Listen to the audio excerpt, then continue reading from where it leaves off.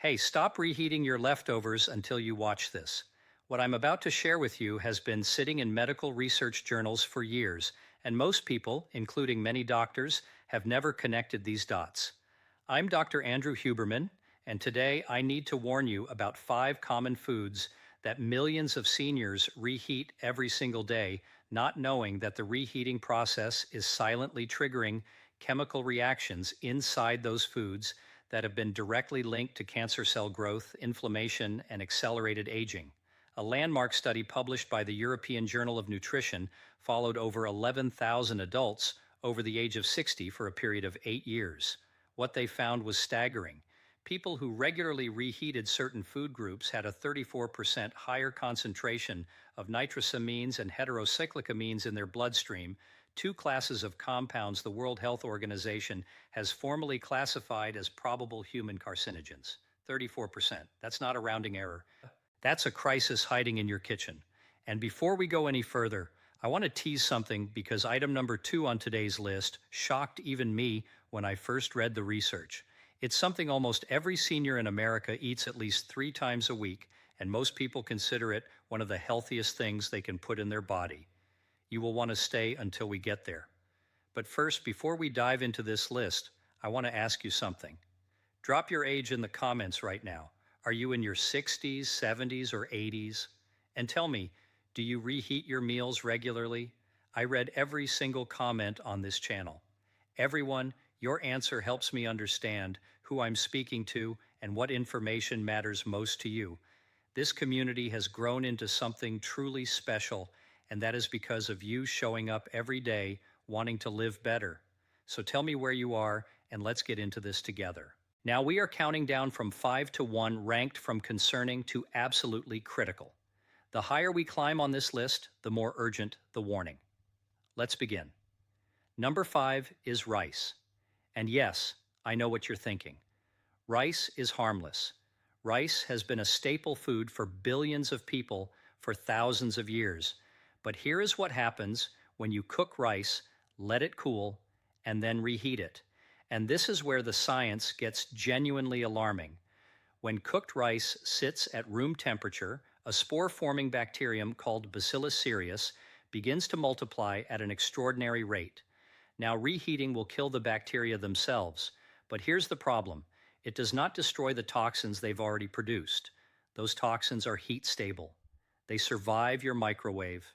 They survive your stovetop, and once inside your body, they trigger a cascade of gastrointestinal inflammation that in seniors over 70 can be significantly more damaging than it would be in a younger person. Why is this worse for aging bodies specifically?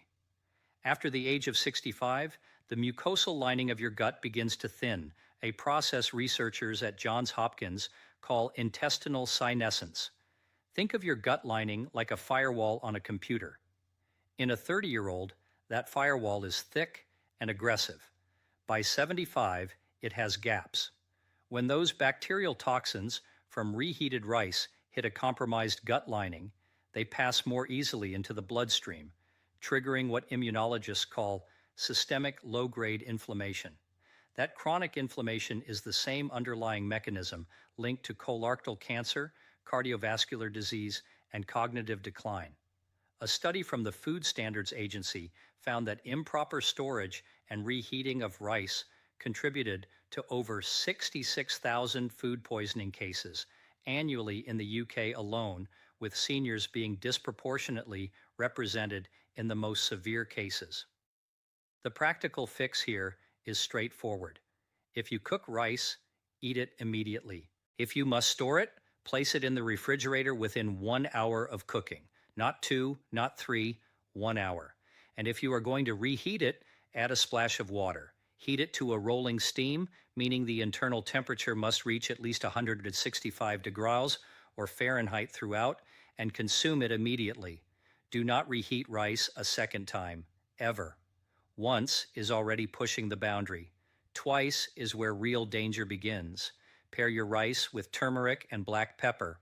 Curcumin, the active compound in turmeric, has been shown in research at MD Anderson Cancer Center to suppress the exact inflammatory pathways that these bacterial toxins activate.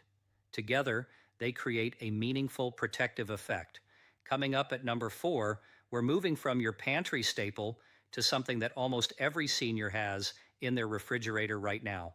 And what happens to it in the microwave is something food scientists call a structural nightmare. Number 4 is chicken. And this one is close to my heart because I have seen the consequences in clinical practice. Let me tell you about Margaret, a 72-year-old retired school teacher from Columbus, Ohio, who came to me complaining of persistent fatigue, joint pain, and recurring digestive distress. She was eating what she believed was a disciplined, healthy diet: grilled chicken breast, vegetables, plenty of water, but she was batch cooking her chicken every Sunday and microwaving portions throughout the week. When we ran her inflammatory markers, her C-reactive protein, that's the key blood protein that measures systemic inflammation, was nearly 3 times the normal range for a woman her age. Here is the science behind what was happening to Margaret. Chicken is a protein-dense food, which is wonderful, but protein has a chemical vulnerability. When you reheat chicken, especially in a microwave, the protein structures break down and reform into what biochemists call protein oxidation byproducts. More specifically, compounds called advanced glycation end reducts, or AGEs, form in measurably higher concentrations with each reheating cycle. Think of AGEs like rust forming on metal.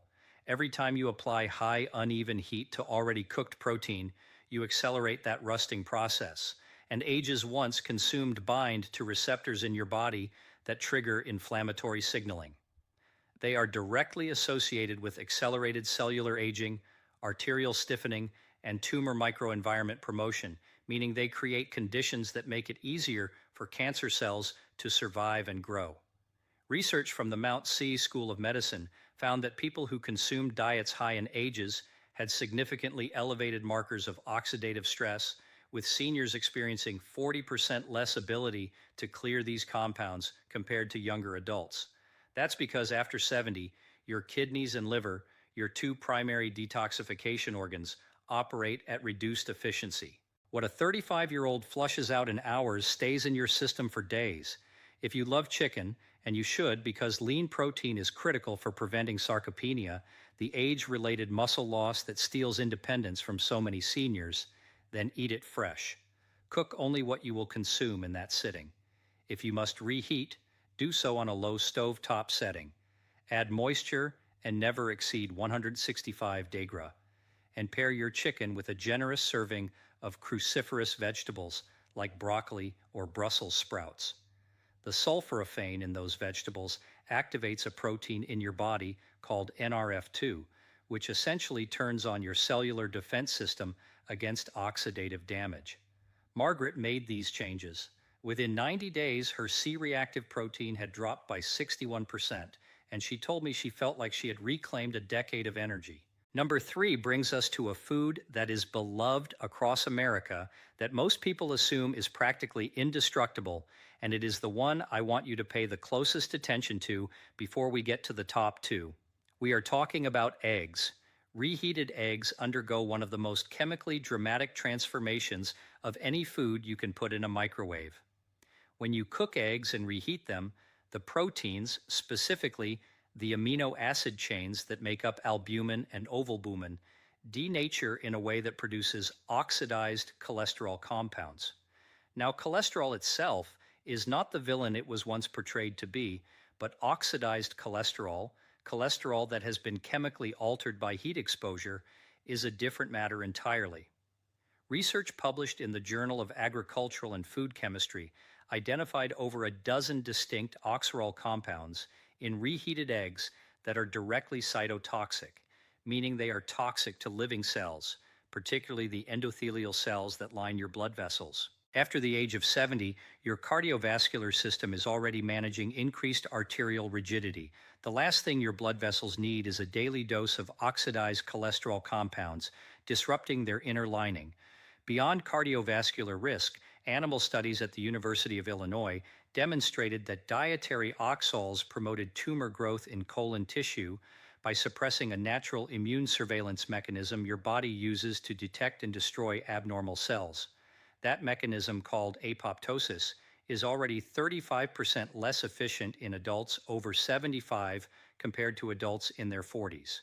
So you are essentially throwing fuel on a fire that your body is less and less equipped to fight. The practical guidance here is simple and non-negotiable. Eggs must be eaten fresh. If you're making scrambled eggs or a frittata, eat it the moment it comes off the heat. A soft-boiled or hard-boiled egg consumed cold is actually a safer option if you need something prepared in advance, because the absence of additional heat prevents further oxidocol formation. Pair your eggs with fresh spinach and a drizzle of olive oil. The polyphenols in olive oil and the lutein in spinach work together to create what researchers call a quenching effect on lipid oxidation. They are literally absorbing and neutralizing some of those harmful compounds before your body has to process them. Right here, I want to pause for just a moment. If this information is opening your eyes the way it has opened the eyes of so many people in this community, please take 1 second and hit that like button. And if you are not yet subscribed, I invite you to join us. I publish evidence-based content specifically for people in their 60s, 70s, and beyond, because you deserve information that is built for your biology, not recycled advice written for 30-year-olds. Subscribe and ring that bell so you never miss a video. Now, let's get into the final two, and these are the ones I lose sleep over. Number 2, and this is the one I teased at the very beginning, is spinach and leafy green vegetables. I know what you're thinking, because I thought the same thing the first time I encountered this research. How can spinach be dangerous? Spinach is on every superfood list ever written, and you are right. Fresh spinach is one of the most nutritionally dense foods on the planet, but reheated spinach is a biochemically different food, and the difference is dramatic. Spinach is naturally high in nitrates. That's actually part of what makes it so good for you in its fresh state.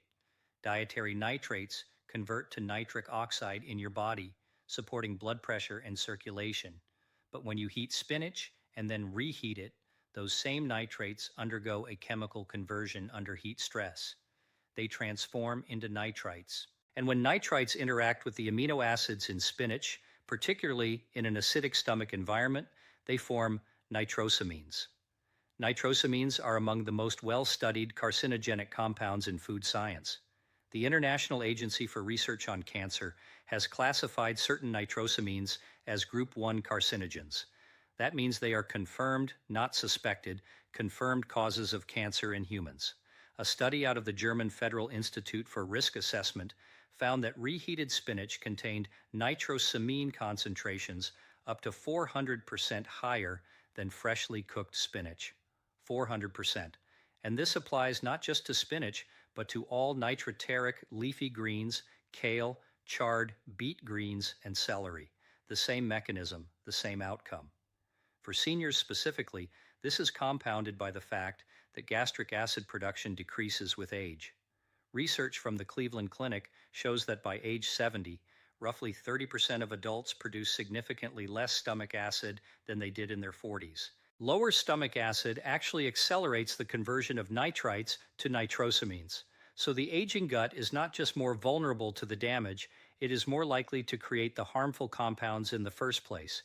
Eat your leafy greens fresh or cook them and consume them immediately. If you have leftover cooked greens, do not reheat them. Eat them cold in a salad. Blend them into a smoothie with some protein powder or discard them. This is one area where the rule is absolute. Pair your fresh spinach with vitamin C rich foods, lemon juice, bell peppers, strawberries. Vitamin C is a potent nitrosamine inhibitor. Research from the University of Nebraska found that ascorbic acid consumed alongside nitroteric foods reduced nitrosamine formation by up to 73%. That combination spinach with lemon is not just culinary wisdom, it is biochemical protection. I want to tell you about Robert, a 68-year-old retired electrician from Phoenix, Arizona, who had been making giant batches of sautéed kale and reheating portions every morning with his eggs. He was proud of his diet. He felt he was doing everything right.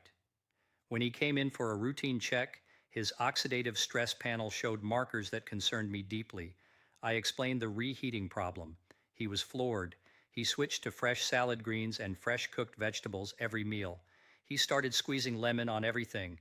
3 months later, his inflammatory markers had normalized, and he told me his doctor had called it, quote, a remarkable turnaround. And now we arrive at number one. The single most dangerous food to reheat according to the current body of scientific evidence, and I want you to hear every word of this, is mushrooms. This surprises almost everyone.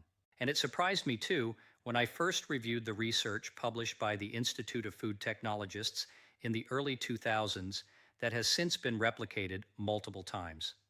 Mushrooms have an extraordinarily complex protein structure. They contain all 8 essential amino acids, making them one of the rare plant foods with complete protein profiles. But that complexity is precisely the problem when heat is reapplied. When mushrooms are cooked, their proteins begin to break down immediately. Unlike chicken or eggs, the protein compounds in mushrooms are particularly unstable under secondary heat exposure. Reheating mushrooms triggers the rapid oxidation of their polyunsaturated fatty acid content and produces a class of compounds called malandihyde, often abbreviated MDA, which is one of the most potent markers of lipid peroxidation and cellular DNA damage known in nutritional biochemistry. Research from the Polish Academy of Sciences found that reheated mushrooms exhibited MDA concentrations 380% higher than freshly cooked mushrooms. 380%.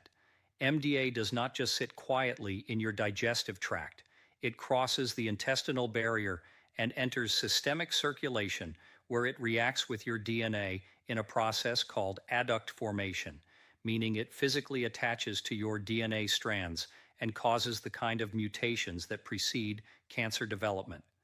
The National Toxicology Program has identified MDA as a clear animal carcinogen with substantial mechanistic evidence for human relevance.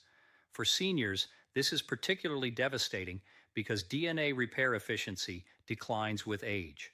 Research from the Buck Institute for Research on Aging shows that by 75, your cell's ability to detect and repair DNA damage is 50% less effective than it was at 45. So, the DNA damage from reheated mushroom compounds is less likely to be caught and corrected. It accumulates, and accumulation is how mutations progress into malignancy over time. The fix is beautiful in its simplicity. Cook mushrooms fresh every time. They cook in minutes, 6 to 8 minutes in a hot pan with a small amount of olive oil and garlic. If you have leftover cooked mushrooms, eat them cold in a wrap or a salad. They are genuinely delicious cold. Never microwave them, never reheat them on the stove, and pair your fresh mushrooms with a source of vitamin D, wild salmon, sardines, or a high-quality supplement. Because mushrooms and vitamin D3 work synergistically to activate natural killer cells, your immune system's frontline defense against abnormal cell growth. This pairing has been studied at the University of California, San Diego, and found to significantly enhance immune surveillance in adults over 65. Now let me bring this home for you, because what we've talked about today is not really about food. It is about the life you deserve to live. It is about being here sharp, strong, mobile, and independent for the people who love you. Every choice you make in that kitchen is either building your body up or quietly tearing it down. And the beautiful truth I have witnessed in 30 years of clinical practice is that the body, even at 75, even at 80, has a remarkable capacity to respond onto the right inputs. Inflammatory markers drop, energy returns, clarity improves. It is never too late. I have watched patients in their late 70s reclaim vitality they assumed was gone forever simply by making smarter decisions about the food on their plate. You are not just a passenger in this process. You are the driver, and you now have information that most people will never have.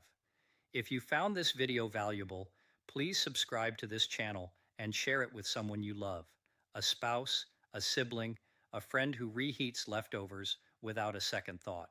You could be giving them a gift they don't even know they need. And leave me a comment right now. Which of these 5 foods surprised you most? Was it the spinach, the mushrooms? Tell me, and tell me your age, because this conversation belongs to you, and I will be right here reading what you write. I'll see you in the next video. Take care of yourself. You are worth it.